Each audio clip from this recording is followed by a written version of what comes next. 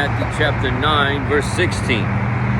No man putteth a piece of new cloth unto an old garment, for that which is put in to fill it up taketh from the garment, and the rent is made worse. Right, he's just talking about clothing. He's comparing. He's like, you don't put a piece of a new garment onto an old, right? It's just going to make you're trying to fix a hole in your clothes. It's going to make it worse. In verse 17, neither do men put new wine into old bottles, else the bottles break, and the wine runneth out, and the bottles perish. But they put new wine into new bottles, and both are preserved. Right?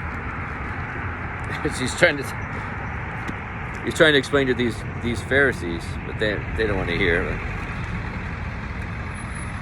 The old covenant, he's bringing in the new covenant, but they don't want to receive it because their heart is stone. In verse 18, while he spake these things unto them, behold, there came a certain ruler and worshipped him, saying, my daughter is even now dead, but come and lay thy hand upon her, and she shall live. So this guy is a certain ruler. He worshipped him. His daughter is dead. He said, I know you can heal my daughter. All right, in verse 19. And Jesus arose and followed him, and so did his disciples. So he's like, okay, let's go. Disciples follow him. And verse 20. And behold, a woman which was diseased with an issue of blood 12 years came behind him and touched the hem of his garment.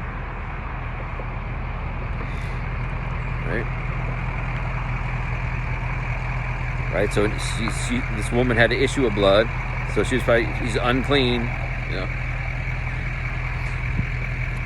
Right, and so in verse 21, for she said within herself, if I may but touch his garment, I shall be whole. She's the healings and all the thousands of people following. I could just touch him, I could be whole.